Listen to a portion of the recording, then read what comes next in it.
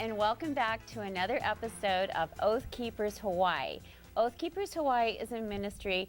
We're trying to educate the public out there about all your lawful and legal remedies here in Hawaii. Today we have Mr. Gilardy, who has been practicing law in the state of Hawaii for now, 35 plus years? Plus years, yes. 35 plus years. So we have an expert in the field of helping you guys be able to hold on to your property. He specializes in foreclosure law, bankruptcy, and loan modification. So today we're going to talk to Mr. Gilardy. He's going to educate us with what's up and going on in the system right now with regard to the foreclosures in the houses and how we might be able to protect your property. We also have guests going to be calling in today to ask questions and answers. So every Thursday, you guys are going to be invited to start calling in over the phone or come down to Olelo Mapunapuna live at 12:30, where you can be a part of the live audience. So thank you and welcome to the show today.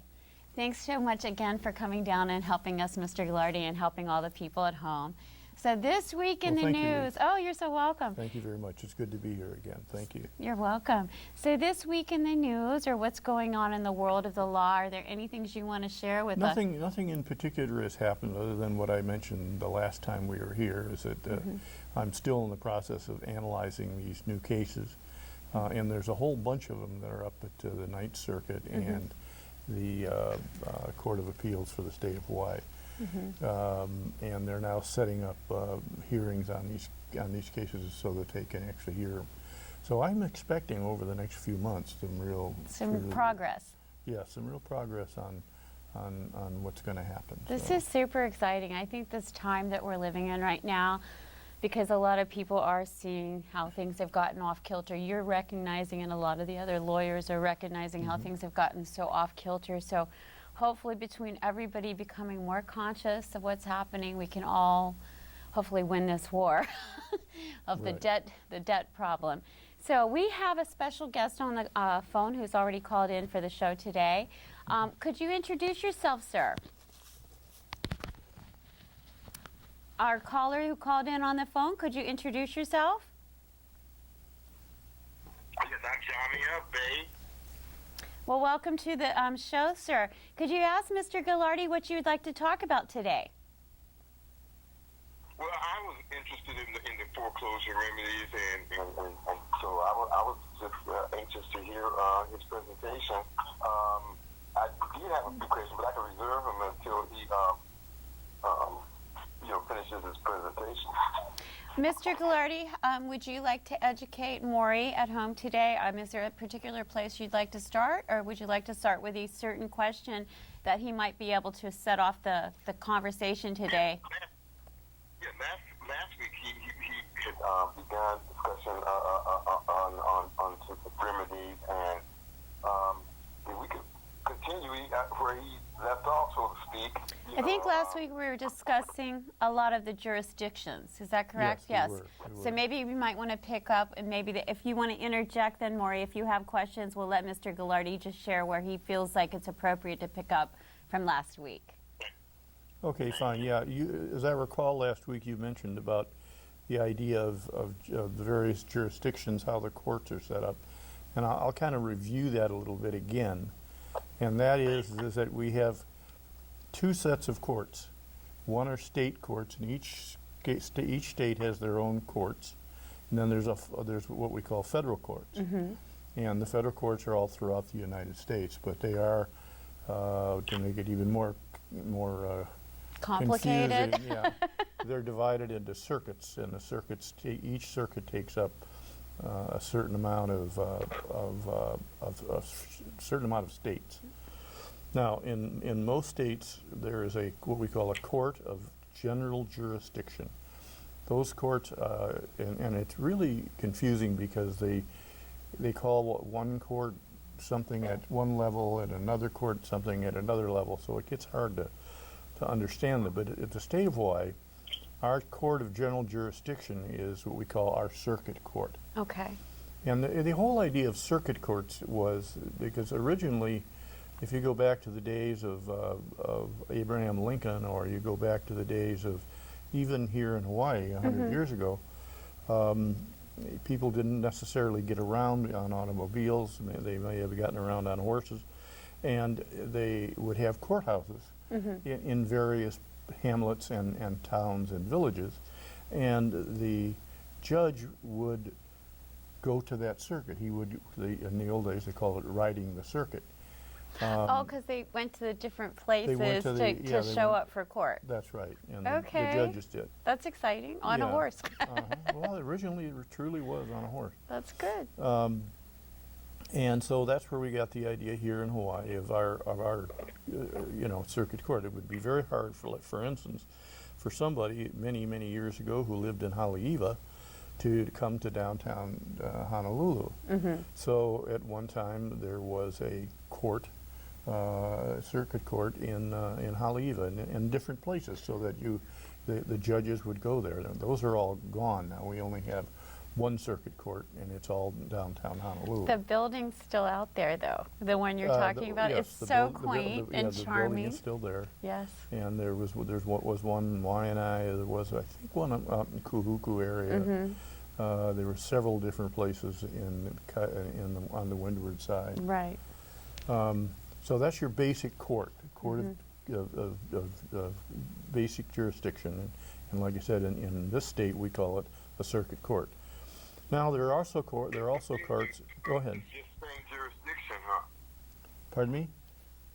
Okay, go ahead. That different venues, each would be a different venue, but it's the same jurisdiction. Yes. Right. For the Well, circuit courts would be there's the a same. requirement. The term venue and the term court. A venue means that under certain circumstances you have to live in a particular part of the island, so that you have venue. For instance, and mostly it now deals mostly with divorces. Because there is a requirement under the state law, as I recall now, and I don't do a lot of divorces, but I think you're required to have lived in the jurisdiction and in the venue for 6 months before you're allowed to get a divorce. So venue is just a different concept kind of than that. So, but there are rules for it all. And like I said, there's from the circuit court, it goes up and it goes down. And this is true of every state. Every state has basically the same idea, but for instance, in California, they call them Supreme Courts. So that's instead the of- highest you can go? No. No. In California, what we would call a circuit court is in California, it's called a Supreme Court. Oh, because I always thought the Supreme Court was the Supreme Court. Yeah, well, It's a little That's- more it's confusing. a little more confusing. Oh, my. And it's because each one of the states started off by themselves. Almost all the states, except for the original 13, all started out on their own. And even the 13 states had different ways of governing themselves and all that kind of stuff. Well, let me just finish again with our courts here in Hawaii. So again, we'll come back. You have the circuit court, and that's a court of general jurisdiction. You could file almost any kind of lawsuit there In the First Circuit Court. in the First Circuit. So And that's where like you your do- starting point. That's your basic starting point. Okay. Under certain circumstances, you can also file an action in what we call district court, which is a lower court to the circuit court, and has a limit. It's usually for the district courts. Usually do two things. And one is for collection of money, and the other thing is for divorces. Okay. Is that like small claims court? No, that's That's a different court. That's a different court. Oh my. And that's, again, for instance, in a district court, the highest you can sue for is $40,000. Okay. In small claims court, I can't remember, they may have changed it, it's either 5,000 or 7,000, something, but it's a real small amount. And lawyers aren't allowed in that courtroom, at least as plaintiffs. Okay. So it's kind of a, You represent yourself. you represent yourself and the other side represents themselves, and there's no right of appeal. So It's like a mediation type thing. more Well, or less. they require mediation in every case, unless the parties absolutely refuse to do it. And they do the mediation most of the time, and it works most of the time. So again, that's going down. Now going back up for the circuit court, being the circuit court sort of in the middle, we have we have appellate courts. Okay. And normally, our state's a little different. We have a court of appeals, and we have a Supreme Court. And I'm not sure quite how it works, to be honest with you, but you normally file your appeals to the Court of Appeals. And then the Court of Appeals and the Supreme Court will make some kind of a decision that maybe the issue is so important that it'll go directly to the Supreme Court. Is that the Supreme Court of the state or the Supreme Court of the federal in Hawaii? All we're talking about is state. Okay, so there is a Supreme Court in the state of Hawaii Yes, there above is. our First Circuit Court. Right. And like I Okay. said, it goes to the Circuit Court, then it goes to the Court of Appeals, and then it goes to the Supreme Court. So if you don't do well in appeals, you go to the Supreme Court. That's Well, the next stage? It's not quite that easy, but basically you appeal, and the Court of Appeals will most likely take the case, but sometimes the Circuit Court takes it. Are you okay there? Am I going too fast? Can you hear us? Oh, you're not going too fast. I'm taking notes. Okay, great. Okay, so if you go to the Court of Appeals, and you get and it takes 2 to 3 years, and you can't put in new evidence. There's no new witnesses. There's no new documents put in or anything like that. So in the Court of Appeals, do the judges who are reviewing the cases, did they go and dissect the cases to see that it was done properly, and that's kind of, is that what that's about? Well, yes, or there may be a rule of law that it's time to change. Unfair, so the appeals is about, like, this isn't fair, No, equitable? it has nothing to do with fairness. Okay, but that's what you're saying, a new law, so that's why I'm questioning. Well, yeah, I mean, if it was fairness, but that's not the view. The view is the law as is on the books now, is it relevant?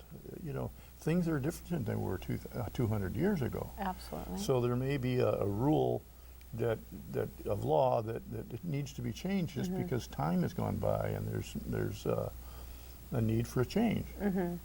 And they also look for mistakes made by the judge in the circuit court. Because the judges in the circuit court will normally go along with what the law is, and unless you get a brave judge who will say, no, I think that rule needs to be changed, and we're going to change it. Okay, so then after you go to the Court of Appeals, you go to the Supreme Court. And the Supreme Court only takes certain cases. And ones that they feel are, if the Court of Appeal has decided it and they don't think it needs to be reviewed, they won't review it. Okay, so now we switch over to the Supreme Court. to the federal system. Oh, okay. Okay, now in the federal system, the Court of General Jurisdiction is called the Federal District Court. So that makes it really confusing because there's a district court in the state and there's a district court yes. And so, I can imagine the layman's mind is just it really very is confusing. pretty simple once you understand it, but you can't understand it. It takes if you have years. no knowledge of If you it. have no knowledge of it. And it takes actually a number of years as a young lawyer to understand it completely. So, and basically it has the same thing. The district court has a Court of General Jurisdiction. That's where most cases are filed. You can move a case under certain circumstances from the state to the feds, and you can actually move a federal case from a district, the District of Hawaii, to the District of California, depending on there's rules and those kinds of things. One of the rules is that. Go ahead. Okay, can I ask a question? Because I think the last time that we spoke, there was a question that I had about the cap in the the federal cap for jurisdiction, and how certain classifications of crimes were automatically federal jurisdiction. Diversity you mentioned, and I was asking about, say for example, in a foreclosure specifically, most real estate or land is more than a $75,000 cap, which if I read it correctly, it says that any case over $75,000 would generally be a federal case or would be federal jurisdiction. No, that's not true. That's not true. No, to get federal jurisdiction, you have to have a 75,000. I can't remember now. I think it's 75,000, or whatever it is. It used to be 50 for a long time, and then you have to have. Inflation. Pardon? Inflation. Right. No, basically it is inflation. But you also have to have another thing. Is there a federal question involved? Involving our federal Constitution. Is there diversity of diversity of defendants? In other words, are the defendants from different states? If you have if you have Bank of Honolulu suing on a mortgage made in Honolulu against a defendant for $500,000, unless there is no federal question, that cannot be moved to the federal district court. So it's not just a sum, a money. There has to be other issues that are there before you can go into federal court. I have a question. In regards to like my particular situation with the case, so the company or the business, the corporation that came against my home, my property, had no standing in the state of California or state of Hawaii. There was no standing here. So if for some reason, and that you were saying they have to play by the rules, well, the rules is you have to have standing in the state, right, to be able to take a case to court. Is that not true? Well, you under certain, usually you have to be a company that's doing business in the state of Hawaii. Right. So if they're not registered as doing business in the state of Hawaii, they're somewhere else in the mainland. That might be a reason to be able to take it out of the state to federal, right? Because it's like apples to oranges. They're not even supposed to be doing business in Hawaii from the beginning. As I recall, and I haven't checked this for a while, they're with financial institutions, they're not necessarily required to be doing business in the state of Hawaii to be able to give mortgages in the state of Hawaii. But And to tell you the truth, most of the time it doesn't help the borrower, that is who's being foreclosed on, to leave the state, because the cost just goes up astronomically right. if you're going to go fight somebody in a different jurisdiction. So Right. normally you want to stay here. You don't want Right. to go. The only reason I asked for that particular question is this company in particular doesn't have standing in the state of Hawaii. I'd have to double check that, but like what I said, that's certainly an issue. But there is also a statute, and I haven't checked it for a year or two, that says. Statute, but it did say that that in order to bring an action against anyone in the state, that, for example, if you were doing business as a financial institution or a bank, you would have to be registered with the DCC, I think it's Department of Consumer Affairs or something like that. Well, that's an issue as to whether or not you have to, and so there are cases where you don't have to. In other words, there's cases where you can be a bank and never have given a loan in the state of Hawaii, but your position as the bank, you can still foreclose on it.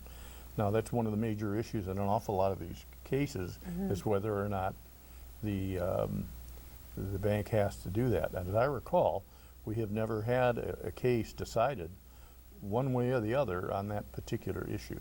Oh, so this could be a first. Well, Okay. that's why I'm saying we have an awful lot of. You got a lot of cases right now There's a lot of that are cases sitting. that are out there based on not only that issue, but Other others. issues too. Yeah. So there's a lot of things going on that Right, they need there's to a look lot at. of things going on. Okay, that's good to know. Maury, did you have any more questions right now for Mr. Gilardy to continue on? Yeah. As we were talking about that jurisdiction, that seems to be one of the primary ways that either a bank has jurisdiction or they don't. Do you know of any cases in Hawaii where the bank has attempted to foreclose on the family's home and there were issues that were viable in defending against the foreclosure? Oh yeah, I mean that's been brought up probably in almost every case. That issue is whether or not you have standing to file a lawsuit. It doesn't necessarily mean that you don't do business here. Is it your mortgage? Do you as the bank have the right to file a suit here in the state of Hawaii? Is it the bank or is it the law firm that files the suit? Do they have jurisdiction by having the note? Do they have jurisdiction by having possession of the note? Well, you're getting inquiries. Okay, you're getting something a little confused, and that is the word jurisdiction. Okay.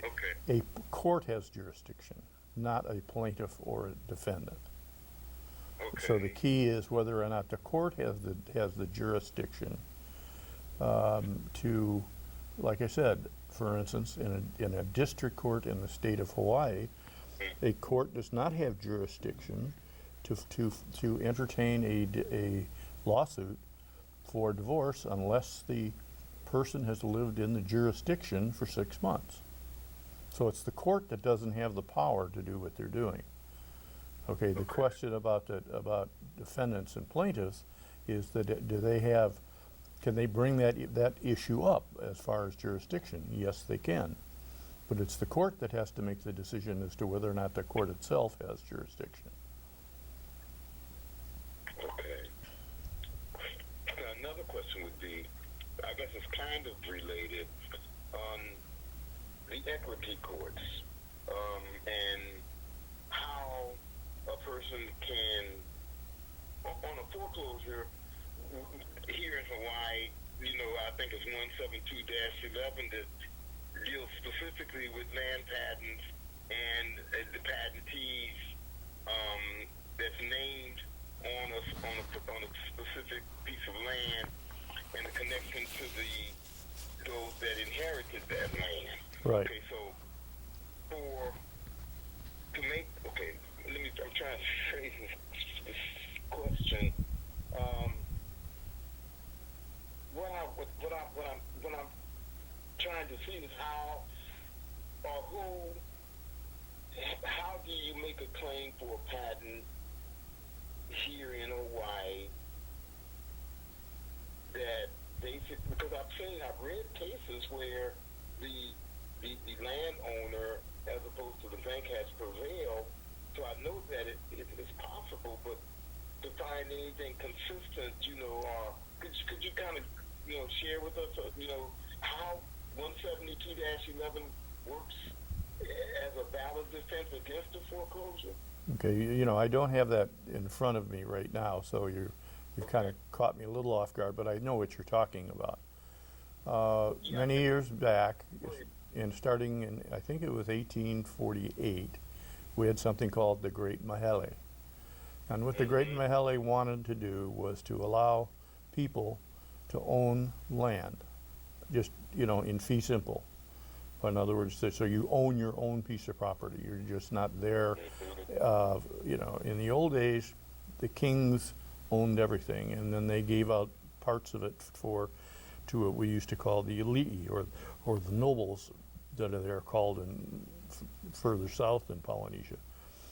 And so the Great Mahele, from mostly pushing from American and British and people who weren't originally from the islands, but they wanted to own land here, got the king to issue this proclamation, which set a law in place that said you had a certain amount of time to register the land in your name, and then it became your name. It also became available that you could sell it. Now, if you look in the paper this morning, or was it yesterday? I can't remember. We also have a concept called adverse possession. Now, in the mainland and here in Hawaii until maybe after the Second World War, adverse possession was how an awful lot of the sugar guys got a lot of land.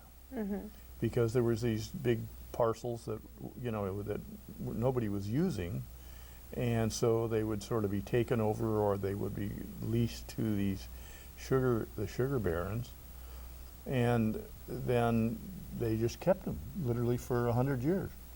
So they just claimed them. Right, and so, but within those larger grants were smaller grants, and those smaller grants were usual individual Hawaiians that had an acre here, or an acre there, or 2 or 3 acres, and those lands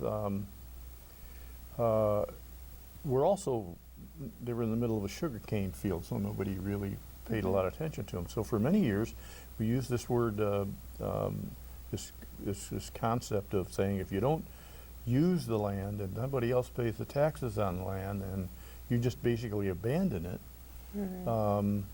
then you could file a lawsuit to what we call quiet title, and you'll get the land. So that happened for years. And now, just recently, we have a very wealthy man that owns 700 acres over on the Big Island, and he decided that he would try and get rid of all these kuleanas, they're called, that he had in his land that had been abandoned, and nobody was bothering them, and nobody was living on them. In some cases they were, and if they were, they were, and nothing you can do about that. But some years back they changed the rules to make it very hard to take adverse possession of property. And now some groups want to completely say you can't do it anymore ever, which is, you know, that's a good position. I mean, that's their position, and you know, I don't have a feeling one way or the other on it, other than land and the place. Patents are in perpetuity. Is that the same concept? Well, you can't use the word perpetuity, but you can say this, is that if I own a piece of land and I occupy it, and I don't, you know, I just don't let it go off into no man's land, it just keeps going to the next generation and the next generation and the next generation. And so there's many groups in Hawaii that say, hey, that's not fair. Our land here is much more valuable to us than it is to someone who lives in the middle of Nebraska. That because this is our home, this is where our, you know, the bones of our relatives are. You know, you can't take that away. So that's what that concept is that, you know, kind of reinterpreting some of the rules that have gone on for a long time into favoring maybe Native Hawaiians and the lands they have. So you think we're swinging more that way? Seems that way, sure, but that's been coming out, that's been like that for a long time. Well, I think like with the Indian tribes and stuff, that set precedents for indigenous people to get back their land. So maybe it's like slowly going. Well, there's a big difference between the Indian lands and the Hawaiian lands. Hawaii was never, they're not Indians. And but it's still a race of people. I mean, they claim, and maybe rightly so, that this is their land, and you guys took it away. It wasn't fair. Hawaii. Yeah, I totally, I'm on the side of the sovereigns. I agree. Oh, sure. Well, the Interior Department, in fact, last year, remember when they said that the land was taken, it was without compensation and without consent. And then they went on further to say that the lands were never abrogated. No, Hawaiian sovereignty was never relinquished or abrogated. So, you know, it sounds to me like there is a claim for the land, and many of the folks are claiming that since this is what happened, since there was never compensation or consent, that there's some valid reason that you know, that the land is used back to the government or to the people, not, you know, it's not transferable in that sense because it was done illegally in the first instance. Well, I'm not so sure it was done secretly, but it certainly might have been done improperly. Yes. The, yeah, you know, we're getting far afield of foreclosures and stuff here, but it is, and I don't pretend to be an expert on this, but as you know, we had an election sometime in the last year or two where only Hawaiians could vote, and they voted to set up a government, which they're now doing.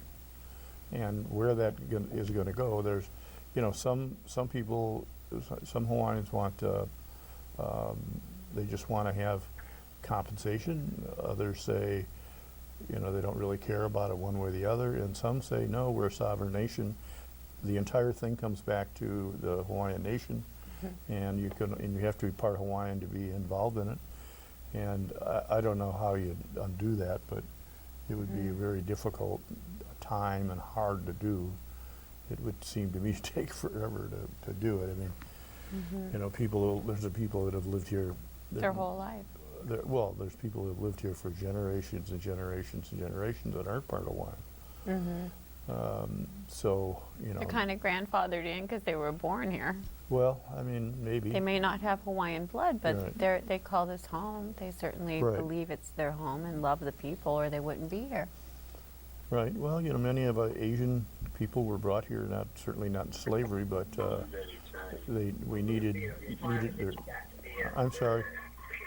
You've got noise in the background, Maury. Yeah, well, that was one of the things, like when he mentioned the Great Mahele, there's a couple of things within the Great Mahele that allude to that, which I think, not verbatim, but it says that the alihis, the konihikis, the maka'anana, those were the folks that the land was directly distributed to. You know, the alihis were the chiefs, and then you had the konihikis, who sometimes were not necessarily blood related or connected, but still had that, that authority that was given to them, to manage and be stewards over the land. And then those who were directly connected to the land, the Maka'anana, that they're saying that is who basically has the power today, the people. And the Lihis are Konihikis as well, but that they have the power, and these are some of the folks that right now, for example, upon Molokai, there's a landowner. This business has been there for 40 years. For example, the mule train that takes people from the cliffs from the top down to the beach. They've been doing that for over 40 years. There's some easements from. They're doing it for so long, but now the quote owners of the land who have acquired the land, who are non-Hawaiian, are attempting to create problems for folks that have been there for the last half a century. So that's why I was looking at the patents, or hoping that, and some people feel that there should be, or there is relief in the patent, that we just knew how to apply it to the situation. Like I said, that's a little out of my expertise, because I'm not involved in that litigation at all. I'm giving you my general understandings of what's going on, because I'm aware of it. I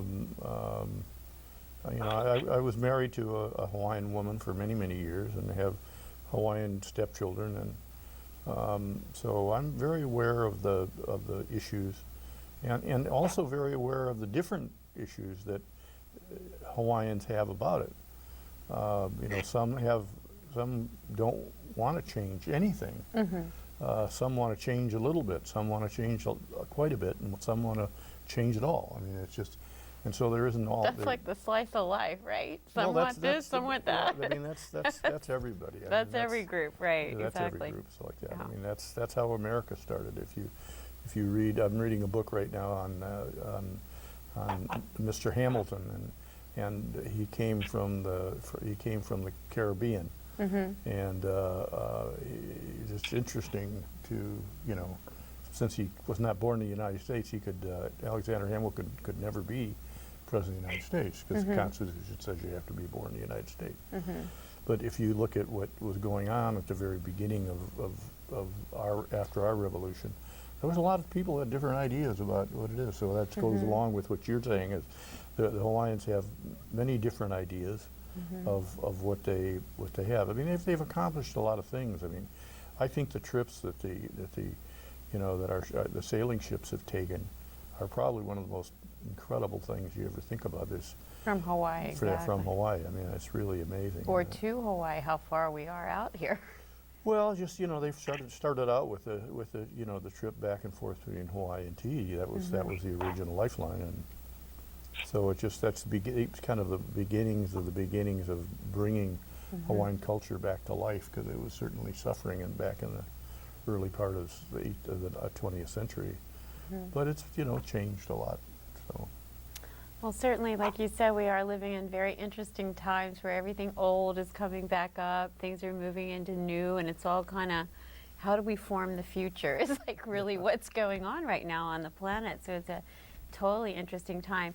So back to the foreclosure. Can I ask another question about, because it's kind of off the subject, but it is on the subject as well, as far as the banks, because the banks are the ones that are foreclosing, excuse me, and they're seem to be the ones that we basically are dealing with, even though the attorneys are the ones that basically bring the into the court. But is there a way? And I know there's no silver bullet. I know that. I don't think that there is. I think there's always peculiarities that keep us from having a template, if you will. But what would you suggest as the best way to approach the banks? Would it be looking for flaws in their arguments, or is it technical issues that we can rely on? What do you think is the best way to at least begin researching and begin trying to apply the fact that there are issues that we can win on? Well, it comes back now purely from a legal standpoint to what happens in the courts. What happens outside the courts, whether it's in legislation or fiats from the executive side, I don't, but in the courts, the basic idea is to allow you to do the discovery to find out the history of these loans. And that's something that has not been Allowed, we you were haven't been saying. able to do, and that's what the new cases are starting to be able to allow the attorneys to go and make the discovery. banks show that they really own the loan, or they have the right to foreclose on it. I mean, there's a theory saying, hey, look, my loan was put into trust number 14ABLC, and it was sold all over the world, and then it didn't work, and so those trust instruments were sold for 10 cents on the dollar. And the question is, does the now owner of the note have the right to sue for the whole amount? That would be the trust, or for us? The trust, in other words, the bank, whoever actually owns. Yeah, and how could they have the right to go sue for the whole amount when they don't even own the whole amount? Well, there's two different things. What I'm saying is that, let's say they did get back the whole amount, but they only paid 10%. 10 cents on the dollar, Yeah. right? So Well, that's traditionally in American common law, as long as there's not some absolutely outrageous wrong being done, you can pay 50 cents on the dollar for a debt and still sue on the whole debt. In other words, if I lend you $100, okay, and so you owe me $100, but I need the money real back, and you can't afford to pay me now, I can go talk to another friend, and he'll give me $50 back, okay, and then, but he's got the right to sue you for $100 still, even though he paid off me. That's very traditional in American I jurisprudence. think that's what needs to be changed, though, because that can go deep, like 100 people deep, that the person that originally started out with that, like the trust that you're talking about, it's all, for lack of a better word at this point, magic. And it's just as easily as they're making money out of thin air and interest out of thin air, and we all know it at this point that all this money was made out of thin air because we've been off the gold standard since 1933. So we're playing in a world of illusion, and they're using our legal name to just keep the fraud. But who is suffering? The actual living person who that estate is supposed, we're saying we're that, but we're not actually that.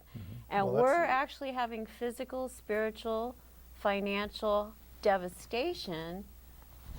And the shell companies or the trusts or whatever that aren't even a live living entity have no real harm because there's like little percentage, and nobody's really hurt except the actual physical human being who's lost everything now and can't start over. What does the state do to create a remedy for that human being with a living soul in it that is Well, now so been... far, nothing. Well, see, that's why, I mean, that's... So that's one of the reasons, Maury, the reason that I do the show is to get people talking and thinking and the courts to start thinking, because literally we are putting our trust in a system that's supposed to take care of us, which really is using us as slaves and just not taking care of us. We're being harmed and we're being hurt. So I think that's tort claims in my own personal opinion, but as you said, maybe not so far. But certainly if you looked at the damage of how people can't get jobs, their children can't go to school because they don't have a place to live any longer. But nobody's really out anything in the corporate world because there's no damage really to any living, human, breathing person.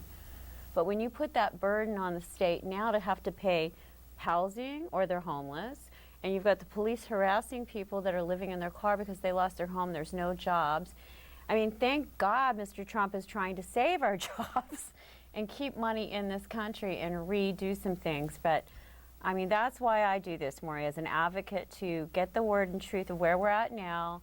People like Mr. Gilardy can be instrumental in helping see changes. You know, hopefully your 9 cases in the appeals court, we're going to start seeing some real true remedies. That's what God's, you know, I think that God's using this show for. That's what I do. I mean, I do these things in court, and I try through the system that we have To change to it. save people, And help.